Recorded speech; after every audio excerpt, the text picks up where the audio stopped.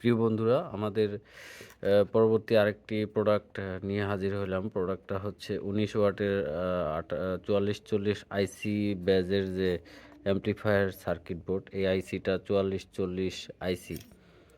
আপনারা অনেকেই জানেন এটা ১৮ ওয়াট ১৯ ওয়াট প্রোভাইড করে, যেটা একটা ৮ ইঞ্চি স্পিকারকে চালাতে সক্ষম, সুন্দরভাবে চালানোর মতো ক্ষমতা রাখে।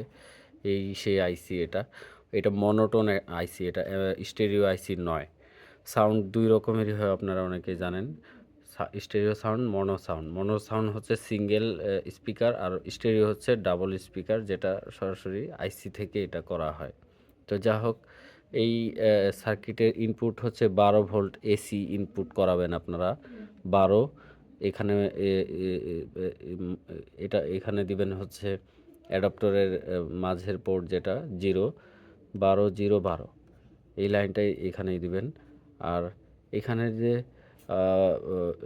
১২ ভোল্টের যে নেগেটিভ পজিটিভ টার্মিনাল আছে, এই লাইনে আপনারা ব্লুটুথের এই এখানে এটা হচ্ছে গ্রাউন্ড, আর এটা হচ্ছে যে পজিটিভ।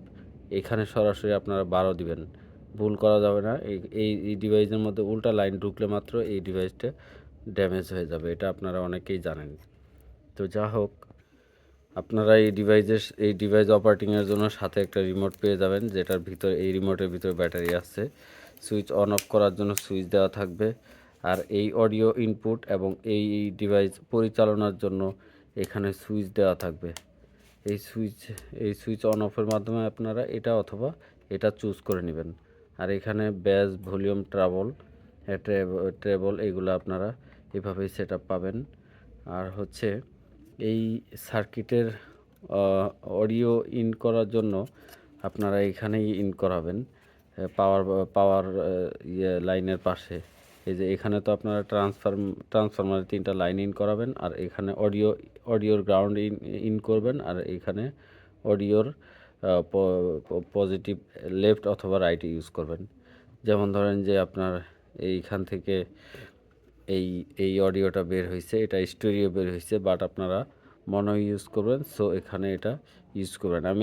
আমি আপনাদের মনে করাই দিতে চাচ্ছি যে এই কাজটা যারা বুঝেন তারা ছাড়া এটা করবেন না, কারণ এটা যদি অজানা ব্যক্তিরা করেন তাহলে এটা মোটেই রান করাইতে পারবেন না।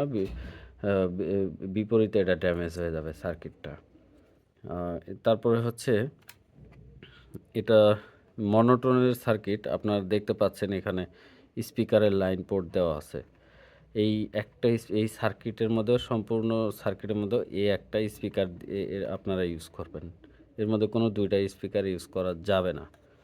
আর এখানে ক্যাপাসিটর দেওয়া আছে ৩৫ ভোল্ট ৮২০ মাইক্রোফ্যারাড। যা হোক, ক্যাপাসিটর এক এক সময় এক একটা আসতে পারে, সেটা নিয়ে আপনারা কোনো অভিযোগ করার প্রয়োজন পড়বে না, কারণ এই বোর্ডের মান অনুযায়ী ক্যাপাসিটর দেওয়া থাকবে। আপনারা এটা অ্যাসেম্বলি যারা বুঝতে পারবেন, জানেন, ইতিমধ্যে করছেন, শুধুমাত্র তারাই করবেন। আমি বোর্ডের সাইজটা আপনাদের একটু সরাসরি মেজারমেন্ট ট্যাপ দিয়ে দেখাইতে চেষ্টা করতেছি। দেখেন, এটার লেন্থ আছে হচ্ছে ৬.৫ ইঞ্চি, আর হাইটে আছে হচ্ছে এটা 3.25 ইঞ্চি, অর্থাৎ ৩.৫ আমরা যারা বলি। তো পিছন সাইড, তো যাও পিছন সাইড তো বিষয় না, পিছন সাইড আপনারা নিজেদের মতো করে স্পেস পাবেন, ২.৫ ইঞ্চি আছে তবু বললাম। তো এটার অ্যাসেম্বলি আমি বারবার বলতেছি, যারা অ্যাসেম্বলি জানেন শুধু তারাই এটা পারচেস করবেন, তাছাড়া এটা পারচেস করে আপনারা নিজেদের সময় ক্ষতি করে আপনাদের কোনো লাভ হবে না, বরং এই বোর্ডটা ড্যামেজ হবে। সো আপনারা সবাই যারা কাজ বুঝেন তারাই করবেন। এটা আমাদের পক্ষ থেকে আপনাদেরকে সাপোর্ট বলা, পরামর্শ। তো এই ছিল প্রোডাক্ট। আর আপনাদের আরেকটা বিষয় বলে রাখি, এই যে ব্লুটুথ ডেকোডার বোর্ডটা, এটা সরাসরি ১২ ভোল্টে চলবে। এটা 5 ভোল্টেও চলবে, ১২ ভোল্টেও চলবে। যদি 5 ভোল্টে চালাইতে হয় তাহলে এই কেবল ব্যবহার করবেন, আর যদি ১২ ভোল্টে চালাইতে চান তাহলে এইখানে এই যে ১২ ভোল্টের গ্রাউন্ড, আর হচ্ছে ১২ ভোল্টের পজিটিভ, এটা এখানে পরাই দিয়ে দিবেন, ঝালাই করে সোল্ডারিং করে। তো এই ছিল ভিডিও, আমি লম্বা করতেছি না, যতটুকু পারি শর্টের মাধ্যমে আপনাদের বোঝানোর চেষ্টা করলাম। ফটোতে যা দেখতেছেন সেম এভাবে দেওয়া থাকবে।